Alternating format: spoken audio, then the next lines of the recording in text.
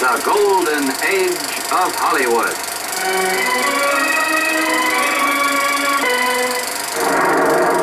A sentimental drama of World War I and the men who first fought in the skies, transformed into a starring vehicle for one of the screen's most popular comedians, Colleen Moore, and co-starring Gary Cooper, as the era of silent film draws to a close.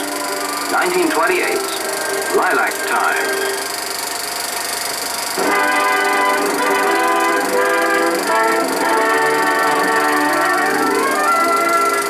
The history of the motion picture. A series in which we follow the growth of a new art. Its earliest beginning. The first concept of projection.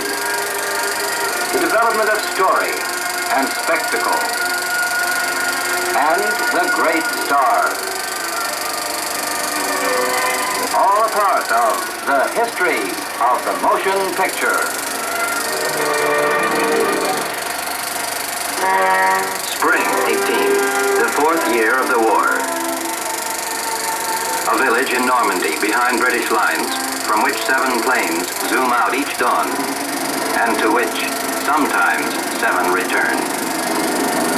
Mascot of the outfit and its guardian angel is little Janine, played by Colleen Moore.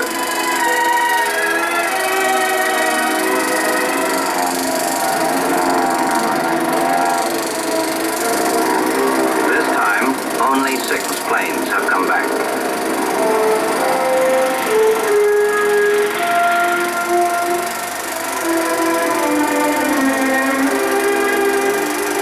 When the morale drops, it is up to Janine to make them forget.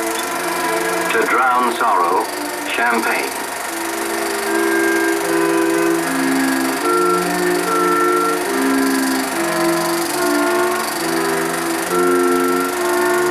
And a traditional salute.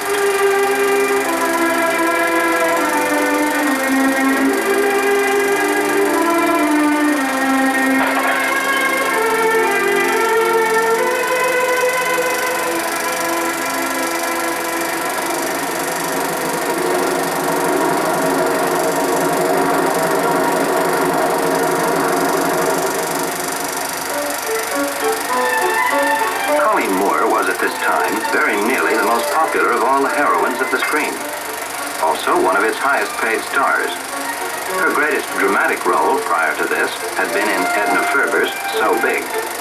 But comedy was her real forte, and at this point the mood of Lilac Time had to be lightened.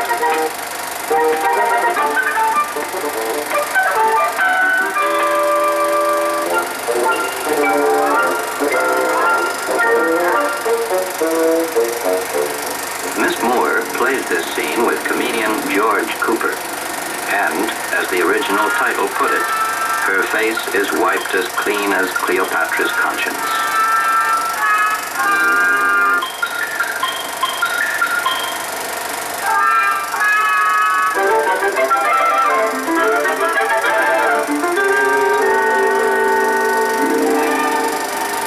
Approaching the airdrome is the new number 7.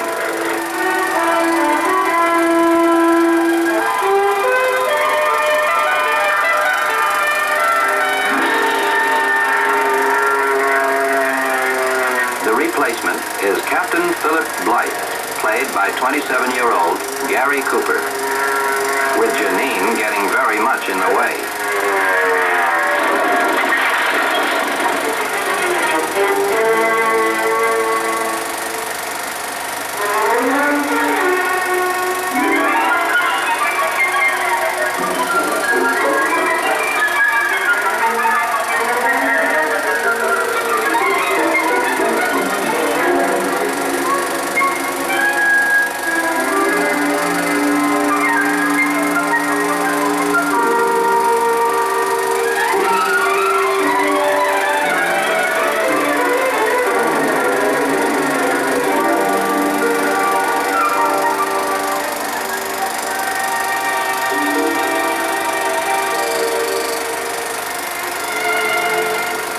At dinner time, Determined to even the score with the new arrival, Janine has donned her Sunday best.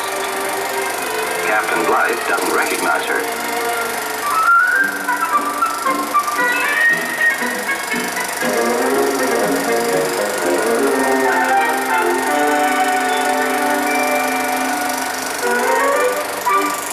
You don't remember me?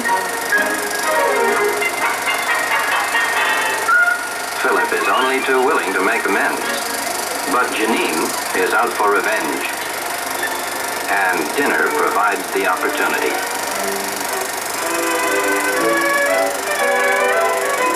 It was D.W. Griffith who discovered Colleen Moore and suggested her screen name. And a perfect one it was, too, for a lass with a smile straight out of a Killarney ballad. That had been way back in 1915. Several years later, she skyrocketed to fame in pictures like Flaming Youth, Syncopated Sin, and Her Wild Oat. However, only the titles were naughty. What she usually played was the virtuous country girl who wrests the millionaire from the clutches of a sexy gold digger.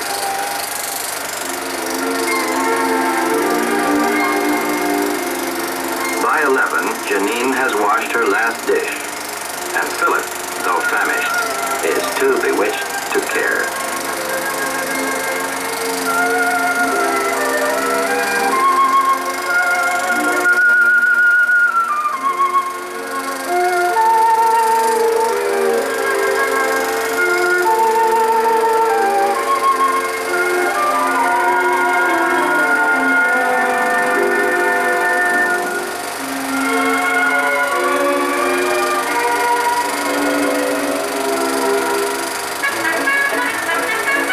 No sandwiches for the captain until there's more wine for us.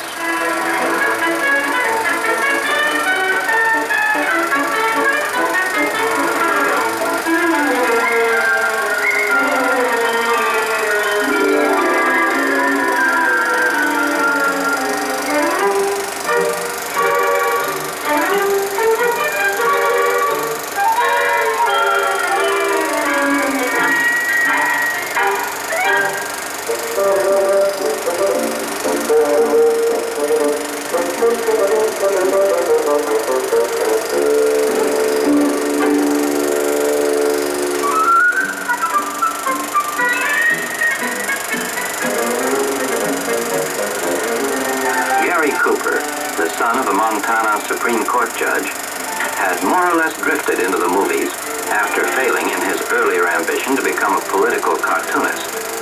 He had been trying his hand as a traveling salesman when he picked up an odd job as a cowboy extra in a Tom Mix picture. Now, 3 years later, he was becoming a sought-after young leading man. Miss Moore, with a discerning eye, borrowed him from Paramount to play opposite her as Philip.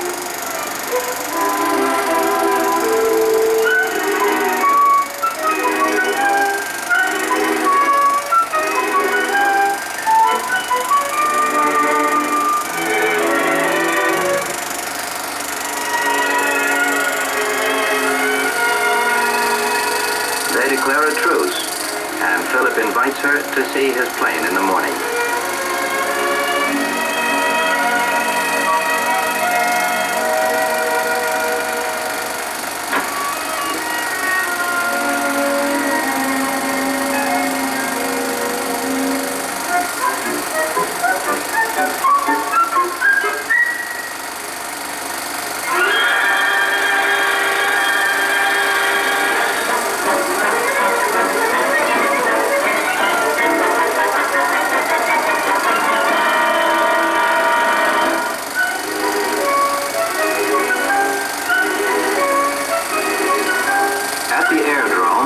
Still much misunderstanding over the events of the night before.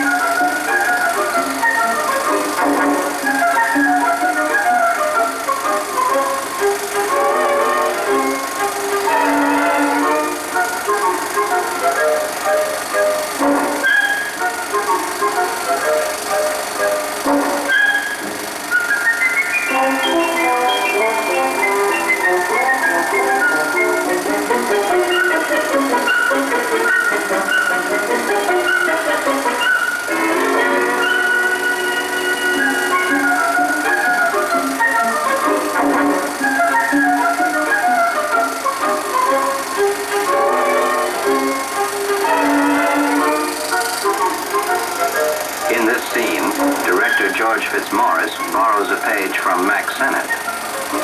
An odd touch, since Lilac Time, for all its comic sequences, was a serious war epic.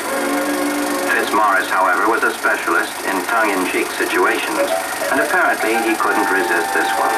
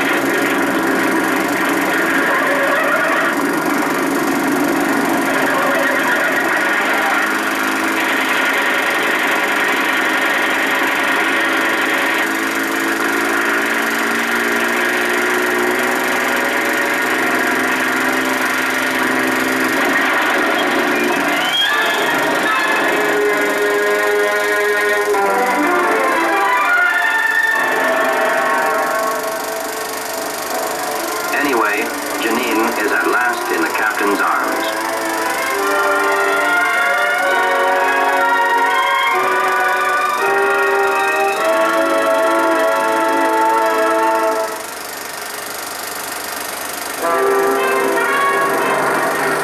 While the war in the air continues, the enemy prepares its last big counteroffensive. But first, a lull in the fighting, until the order to attack arrives.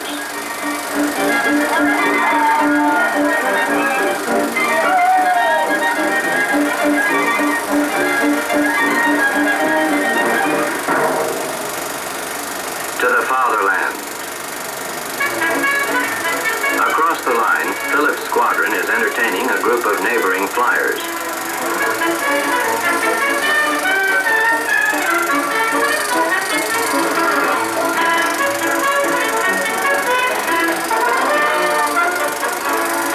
A brigadier. He has come to tell them of the coming offensive and that every plane must be in the air at dawn.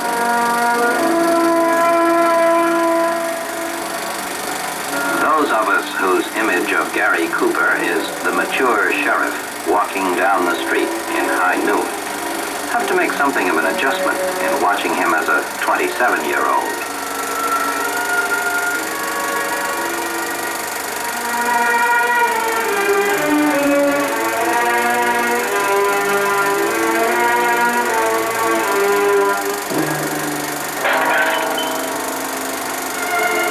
Most of the big pictures of the late 20s, Lilac Time was released with music and sound effects to compete with the first talkies already rolling out of the studios. And like Seventh Heaven with its Diane theme, Lilac Time's music was dominated by a popular love song, Janine, I Dream of Lilac Time.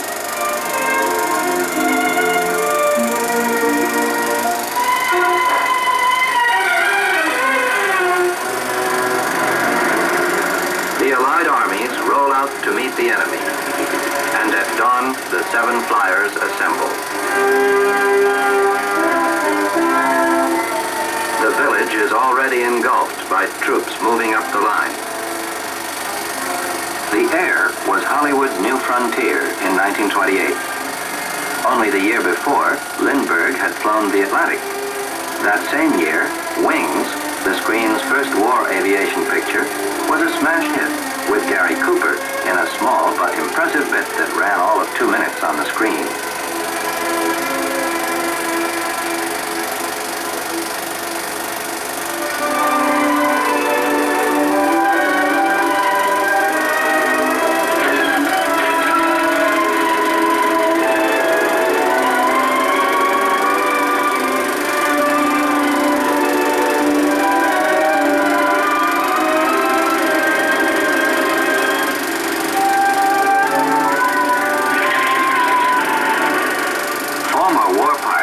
now found themselves in heavy demand by the studios to restage the thrilling dogfights of a decade before.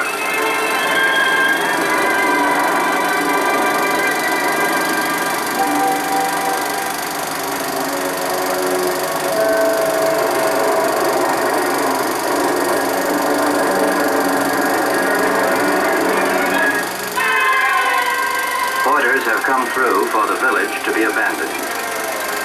It is within range of enemy fire.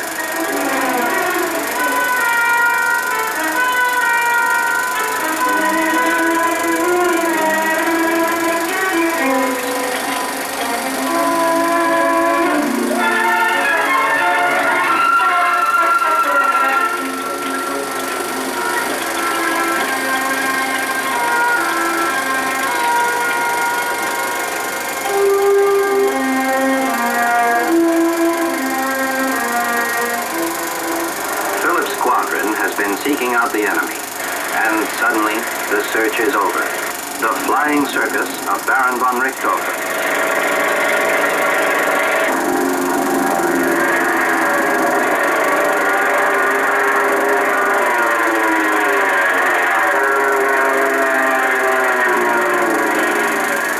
Von Richthofen, the only historical character in Lilac Time, was a legend on both sides of the line. He was credited with downing 80 Allied planes. And when he was finally shot down in 1918, the British themselves gave him a hero's burial with military honors.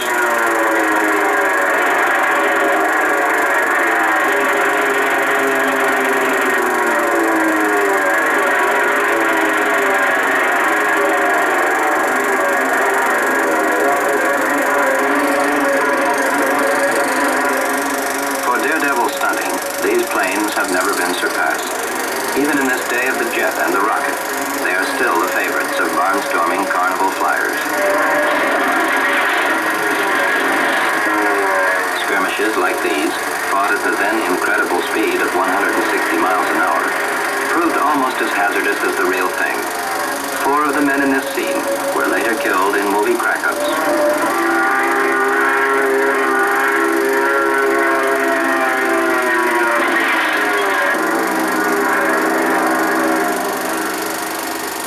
As Jenin reaches the village, the silence is broken by the drone of a lone enemy bomber.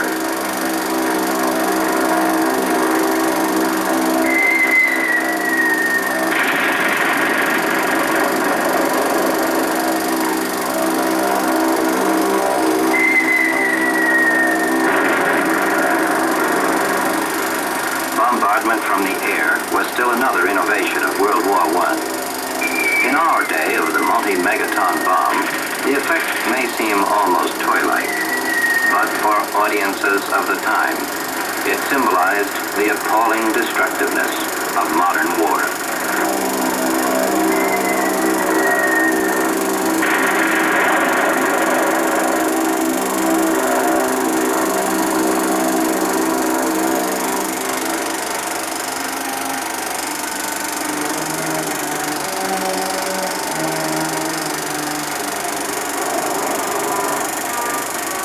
Of the 7 who left that morning, only 1 is still in the air.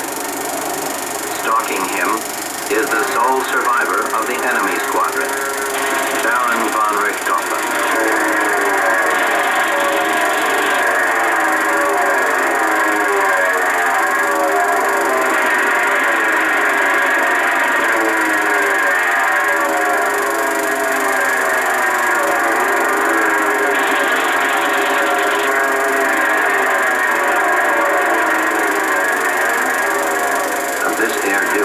Only a few minutes of it got into the film, yet it took 3 camera planes almost 100 hours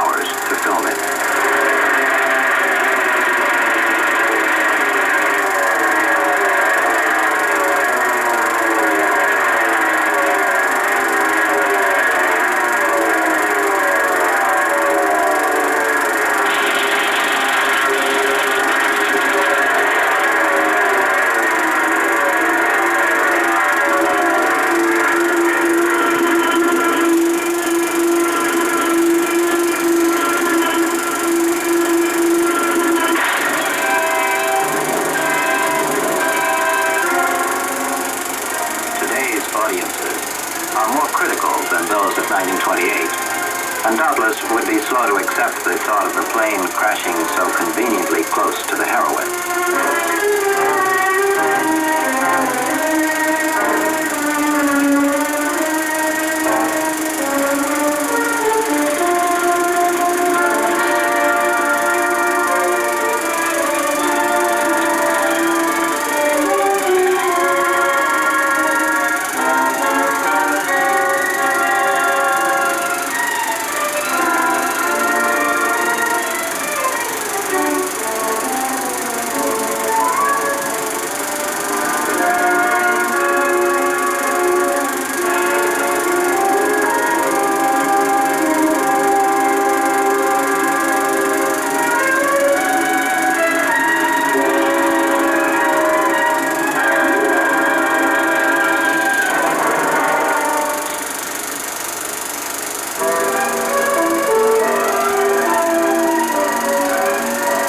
After weeks of frantic search, Janine has at last traced Philip to an emergency hospital in Paris.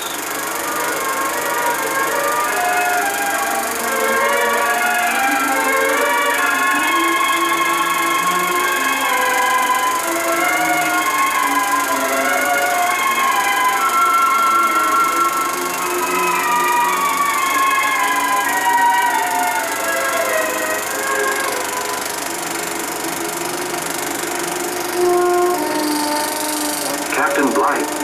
Philip Blythe. Please, may I see him? But the clerk, mistaking the name, tells her he died of wounds that morning.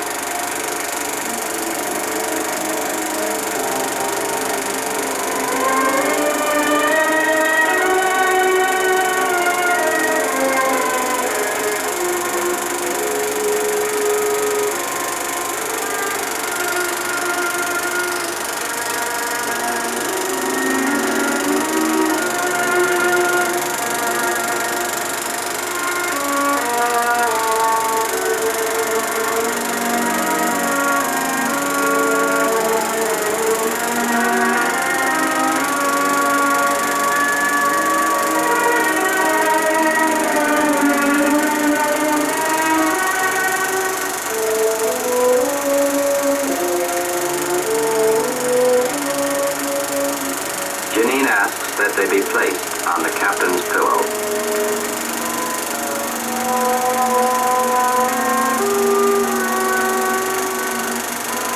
The critics, on the whole, were restrained in their admiration for Lilac Time. But audiences from coast to coast loved it, and it proved to be his hits of 1928.